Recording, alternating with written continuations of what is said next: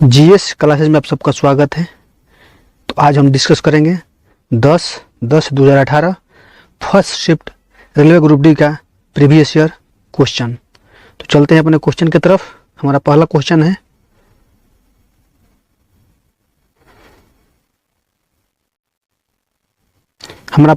है, जी का मान किसके साथ बढ़ता है? ऑप्शन है ऊंचाई में वृद्धि के साथ बढ़ता है, आयतन में वृद्धि के साथ, आयतन में कमी के साथ, ऊंचाई में कमी के साथ। तो आपको बताना है कि जी का मान कब बढ़ता है। तो जी का मान ऊंचाई में जब कमी होती है तो जी की मान बढ़ती है, और ऊंचाई में वृद्धि होती है तो जी की मान घटती है। मान लीजिए हम पृथ्वी से ऊपर जाएंगे तो जी का मान कम होता चला जाएगा, और पृथ्वी के जितने ही पास आएंगे जी का मान उतना ही बढ़ने लगेगा। तो हमारा आंसर होगा ऑप्शन नंबर डी, ऊंचाई में कमी के साथ जी के मान बढ़ता है। हमारा अगला क्वेश्चन है, निम्नलिखित में से कौन सा डिजिटल इंडिया अभियान का आधार है? जो डिजिटल इंडिया अभियान चल रहा है इंडिया में, वो इसका आधार क्या है? हमारा ऑप्शन है ई रकम, डीजी यात्रा, भारत नेट परियोजना, उच्च स्पीड इंटरनेट। हमारा आंसर होगा भारत नेट परियोजना। भारत नेट परियोजना डिजिटल इंडिया अभियान का आधार है। इसकी शुरुआत 2012 में की गई थी, और इसका उद्देश्य देश के सभी ग्राम पंचायतों को 100 Mbps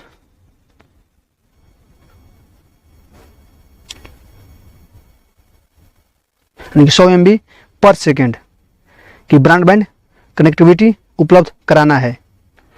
जो डिजिटल इंडिया है उसका आधार है भारत नेट परियोजना, जो 2012 में शुरुआत की गई थी। तो हमारा आंसर होगा ऑप्शन नंबर सी।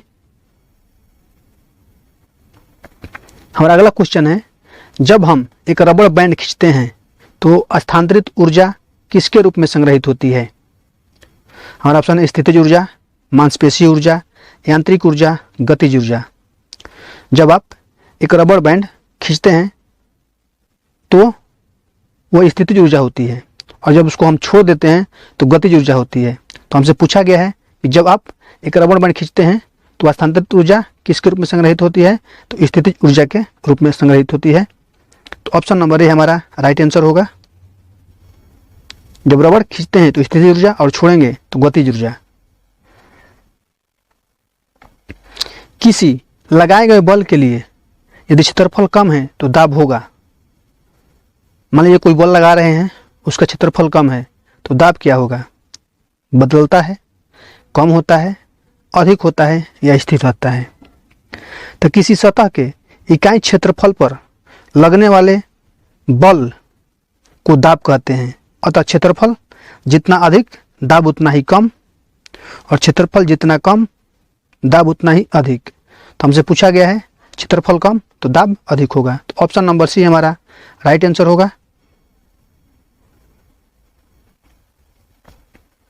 पूछा गया है क्वेश्चन कि प्रारंभिक पृथ्वी का वातावरण मुख्य रूप से बना था।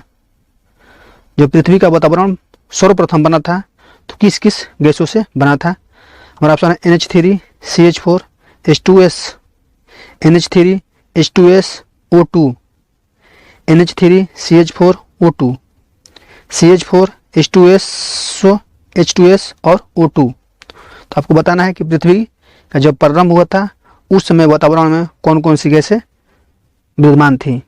तो प्रारंभिक पृथ्वी के वायुमंडल में जलवाष्प था, नाइट्रोजन था, कार्बन डाइऑक्साइड, मीथेन और अमोनिया की अधिकता थी, और जो ऑक्सीजन था वो बहुत कम मात्रा में था, जी यानी कि ना के बराबर, यानी बहुत ही कम।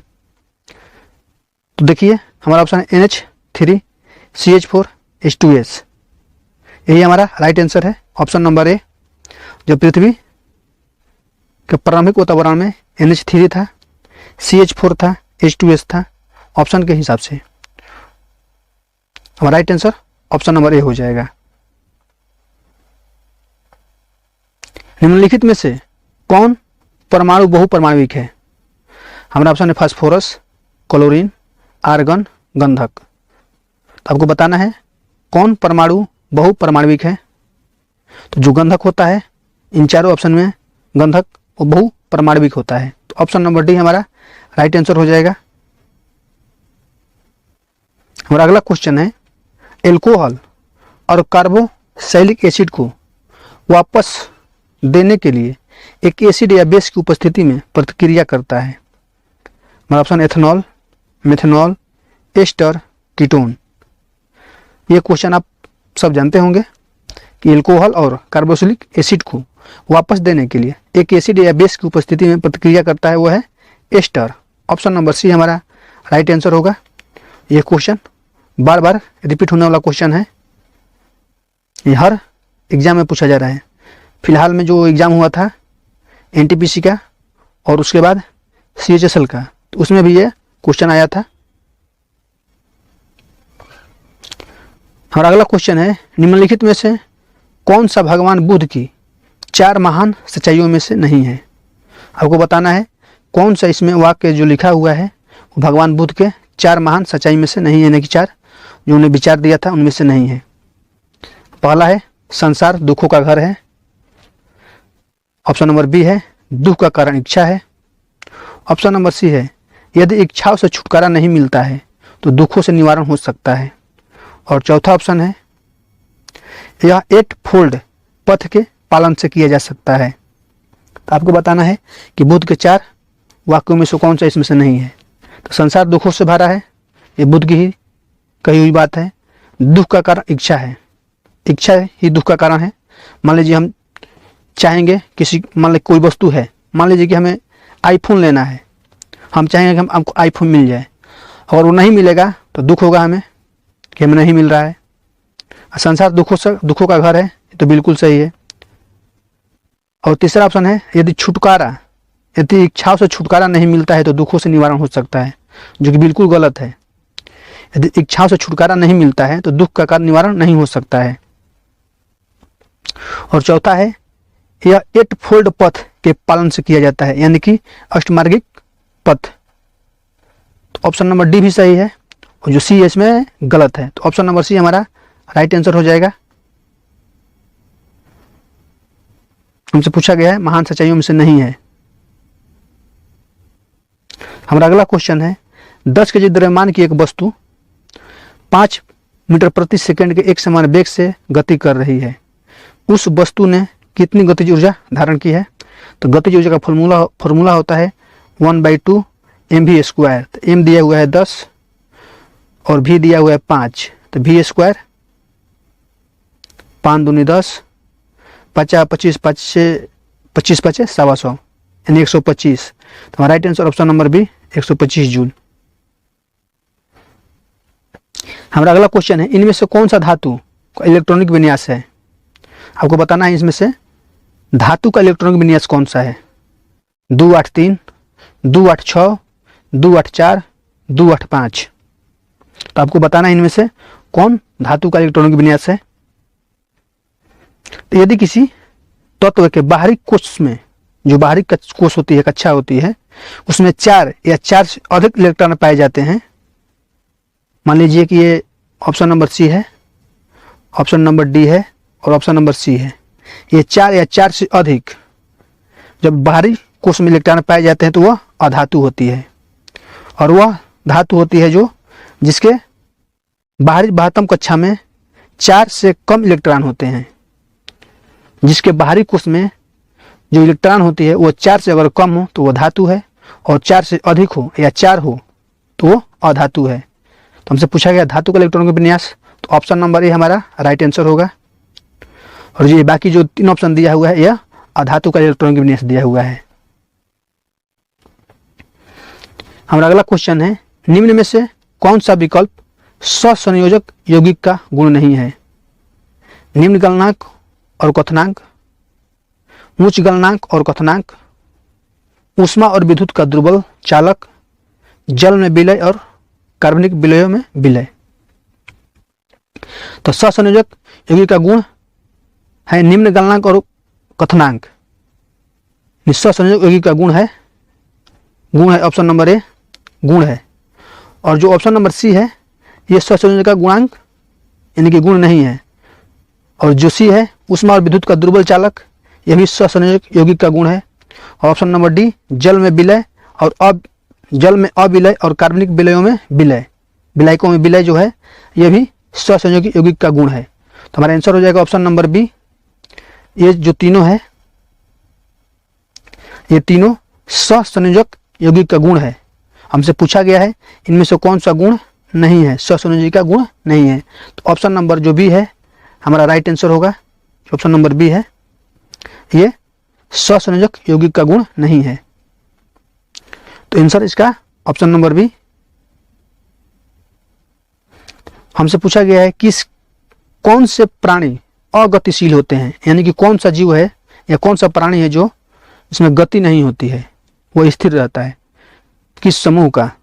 हमारा ऑप्शन है पोरीफेरा, सिलेट्रेट, प्लेटीहेल्मिन्थेस, नोमेटोडा। तो जो पोरीफेरा संघ यानी जगत है उसमें के जो प्राणी आते हैं वह अगतिशील होते हैं।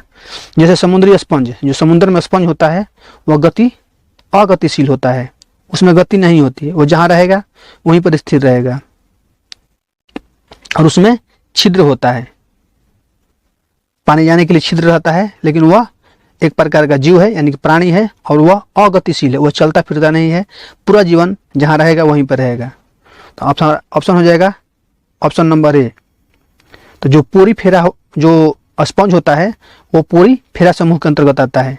तो याद रखिएगा जो स्पंज होता है वो पोरीफेरा संघ का जीव है। तो ऑप्शन नंबर ए हमारा राइट आंसर होगा। जो स्पंज होता है वह अगतिशील होता है, जीवन भर एक ही जगह पर रह जाता है। हमारा अगला क्वेश्चन है डाई हाइब्रिड संकर क्रॉस में बिप एआरसी लक्षणों की कितनी जोड़ी पाई जाती है। बिप एआरसी लक्षण से उत्पन्न जोड़े स्वतंत्र रूप से व्यवहार करते हैं, एक जोड़ा स्वतंत्र रूप से वर्गीकरण करता है। तो आपको बताना है कि कितने जोड़े यानी लक्षणों की कितनी जोड़ी पाई जाती है। तो लक्षणों की जो होती है बिप एआरसी लक्षणों की जोड़ी वो 2 होती है। तो ऑप्शन नंबर सी हमारा राइट आंसर होगा। 2 जोड़ी पाई जाती है। बिप एआरसी लक्षण में उत्पन्न जोड़े स्वतंत्र रूप से व्यवहार करते हैं, एक जोड़ा स्वतंत्र रूप से वर्गीकरण करता है। 2 निकायों के बीच आकर्षण बल 1/9F है, तो इन 2 निकायों के बीच की दूरी क्या होगी। हमारा ऑप्शन है 3 गुनी 0, 2 गुनी बराबर। तो यहां पर फॉर्मूला लगता है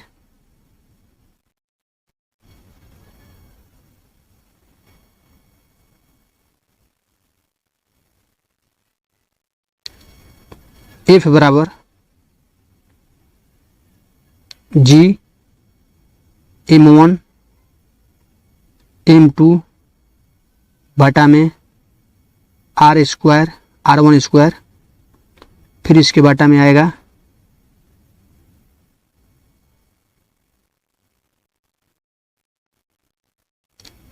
फिर दिया हुआ है F9 दिया हुआ है, उसके बराबर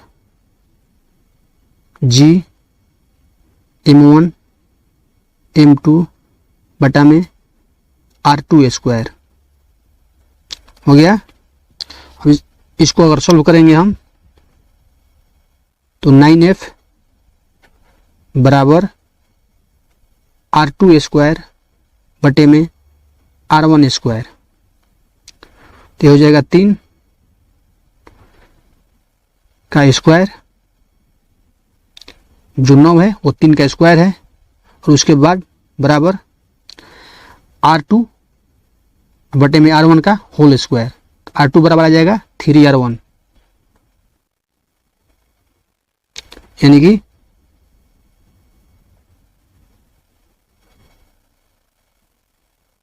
(3² बराबर R2 बटे में R1 का होल स्क्वायर। तो इसके बाद हमारा आ जाएगा R2 बराबर 3R1, तो यानी कि 3 गुना। जो हमारा आंसर होगा वो 3 गुना होगा।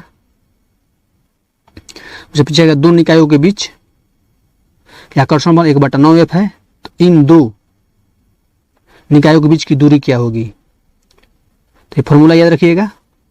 तो 9/F आ जाएगा बराबर R1, ये जो mm है और G है कट जाएगा। तो हमारा आंसर हो जाएगा ऑप्शन नंबर ए 3 गुनी।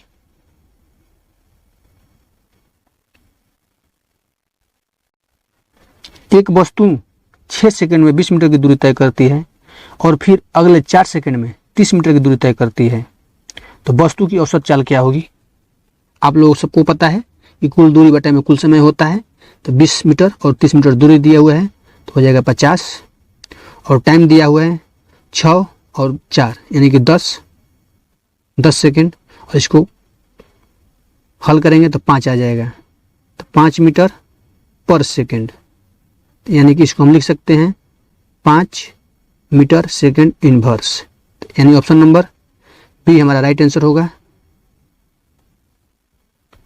हमारा अगला क्वेश्चन है, किसे फादर ऑफ टैक्सोनॉमी के रूप में जाना जाता है। हमारा ऑप्शन है Mendel Whittaker, Carl Darwin, H.R. Victor, Carl Linnaeus. तो फादर ऑफ टैक्सोनॉमी यानी टैक्सोनॉमी के पिता किसे कहा जाता है, तो कार्ल लिनियस को कहा जाता है। तो ऑप्शन नंबर डी हमारा राइट आंसर होगा। हमारा अगला क्वेश्चन है, भारत में पंचायत राज की स्थापना के लिए निम्नलिखित में से कौन सा संवैधानिक संशोधन अधिनियम प्रदान किया गया। हमारा ऑप्शन है 74वां संविधान संशोधन, 92वां संविधान संशोधन, 53वां संविधान संशोधन, 73वां संविधान संशोधन। तो पंचायती राज की स्थापना के लिए 73वां संविधान संशोधन 1992-93 में किया गया था। तो ऑप्शन नंबर डी हमारा राइट आंसर होगा। याद रखिएगा 1992-93 में किया गया था 73वां संविधान संशोधन पंचायत राज की स्थापना के लिए। हमारा अगला क्वेश्चन है, निम्नलिखित में से किसे मानव शरीर का सैनिक कहा जाता है। हमको बताना है कि मानव शरीर का आर्मी किसे कहा जाता है। हमारा ऑप्शन है WBC, पेट, हृदय, RBC। तो मानव शरीर का सैनिक कहा जाता है WBC को, तो ऑप्शन नंबर ए हमारा राइट आंसर होगा। हमारा अगला क्वेश्चन है, एक वस्तु की स्थिति ऊर्जा में इसकी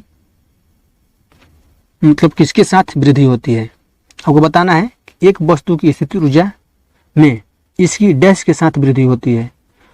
वेग, ऊंचाई, विस्थापन, दूरी। आपसे पूछा गया है कि स्थिति ऊर्जा में वृद्धि कब होगी।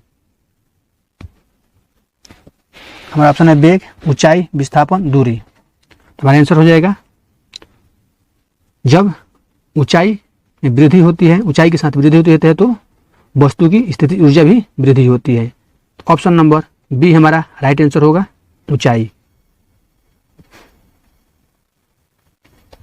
यदि कॉइल का प्रतिरोध 750 ओम है तो 220 वोल्ट स्रोत से इलेक्ट्रिक हीटर कॉइल में कितनी धारा प्रवाहित होगी।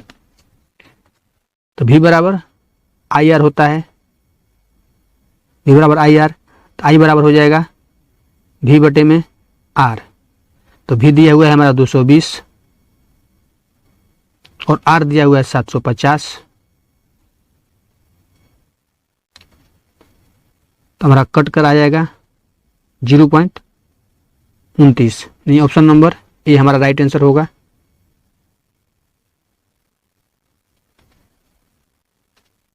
किसको एक अभिसरण दर्पण भी कहा जाता है। उत्तल दर्पण, अवतल दर्पण, समतल दर्पण, समतुल्यतल दर्पण। आपको बताना है किस दर्पण को हम अभिसारण या अभिसारी दर्पण कहते हैं। तो जो अवतल दर्पण होता है वो अभिसरण दर्पण यानी कि अभिसारी दर्पण कहलाता है। तो ऑप्शन नंबर बी हमारा राइट आंसर होगा। और अगला क्वेश्चन है, मराठी समाचार पत्र केसरी की स्थापना किसने की थी। ऑप्शन है जवाहरलाल नेहरू, महात्मा गांधी, बाल गंगाधर तिलक, राजा राम मोहन राय। तो केसरी समाचार पत्र के स्थापना बाल गंगाधर तिलक ने किया था। तो हमारा आंसर हो जाएगा ऑप्शन नंबर सी। और केसरी का अर्थ होता है शेर। केसरी का अर्थ शेर होता है और इसकी स्थापना 1881 में तिलक ने की थी, बाल गंगाधर तिलक। और यह अखबार जो है यानी पत्रिका केसरी आज भी छपती है। जो बाल गंगाधर तिलक के खानदानी लोग हैं वही लोग केसरी जो पत्रिका है इसके संचालक हैं। आज भी महाराष्ट्र में केसरी पत्रिका का वितरण यानी कि छपाई किया जाता है और बेचा जाता है। निम्नलिखित में से किसने द विंग्स ऑफ फायर संकलित किया? द विंग्स ऑफ फायर के संकलित यानी कि किसने इस पुस्तक को लिखा? हमारा ऑप्शन है R K. Narayan, Pranab Mukherjee, A P J. Abdul Kalam, I K. Gujral. The wings of fire A P J. Abdul Kalam के द्वारा लिखा गया था और पूरे वर्ल्ड में यह 13 लैंग्वेज में ट्रांसलेशन किया गया था, यानी कि अनुवाद किया गया था 13 लैंग्वेज में। हमारा अगला क्वेश्चन है नेपच्यून के अलावा कौन सा ग्रह ब्लू प्लेनेट के रूप में भी जाना जाता है? हमारा ऑप्शन है शनि ग्रह, पृथ्वी, मंगल, प्लूटो। तो नेपच्यून के अलावा कौन सा ग्रह ब्लू प्लेनेट कहा जाता है यानी नीला ग्रह? तो हमारा आंसर हो जाएगा पृथ्वी। ये क्वेश्चन घुमा दिया है।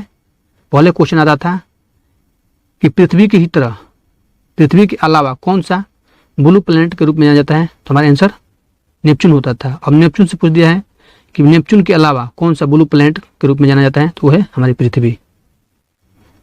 हमारा अगला क्वेश्चन है 10 वोल्ट के विभवांतर वाले दो बिंदुओं पर 3 कूलम के आवेश को स्थानांतरित करने में कितना कार्य करना पड़ता है? हमारा ऑप्शन है -30 एम्पियर, 30 एम्पियर, -30 जूल, 30 जूल।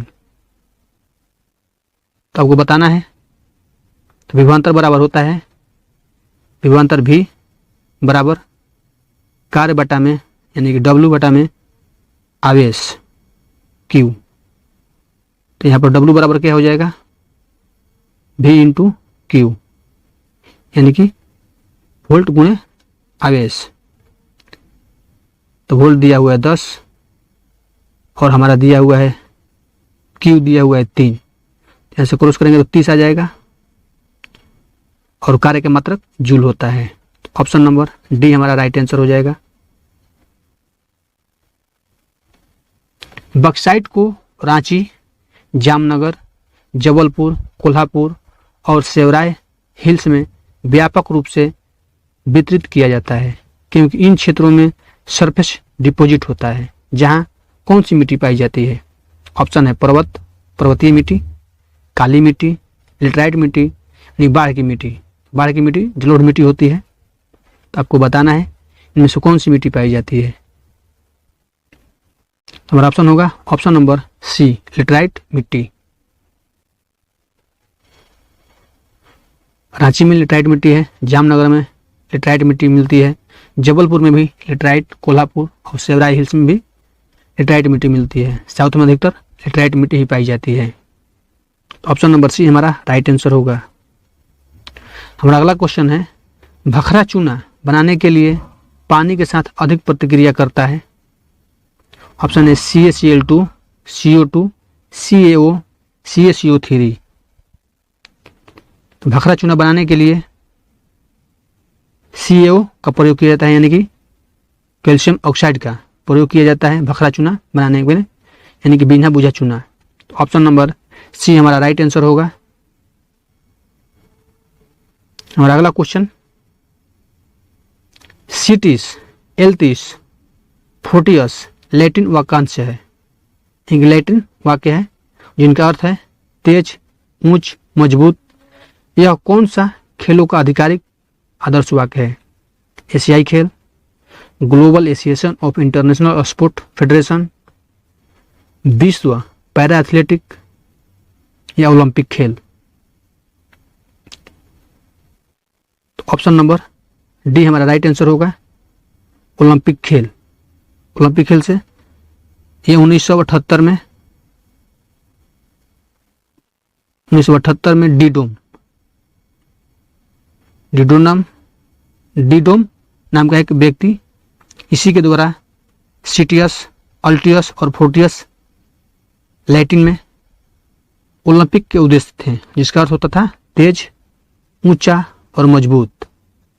तो सर्वप्रथम इसे 1920 के एंटवर्प ओलंपिक 1920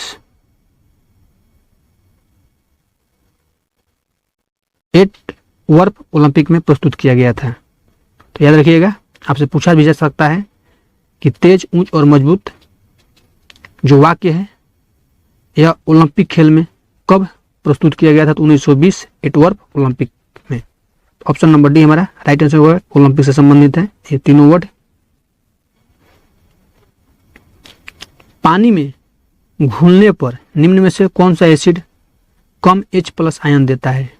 हमारा ऑप्शन है HNO3, CH3, COOH, H2SO4, HCl। तो हमारा आंसर होगा option number B CH3, COOH जो होती है एसिड कम H+ आयन देता है। तो ऑप्शन नंबर बी हमारा राइट आंसर होगा। एक असंतृप्त हाइड्रोकार्बन है इथेन, ब्यूटेन, बेंजीन, मीथेन। तो जो बेंजीन होता है एक असंतृप्त हाइड्रोकार्बन है। तो ऑप्शन नंबर सी हमारा राइट आंसर होता है और यह रिंग के आकार का होता है।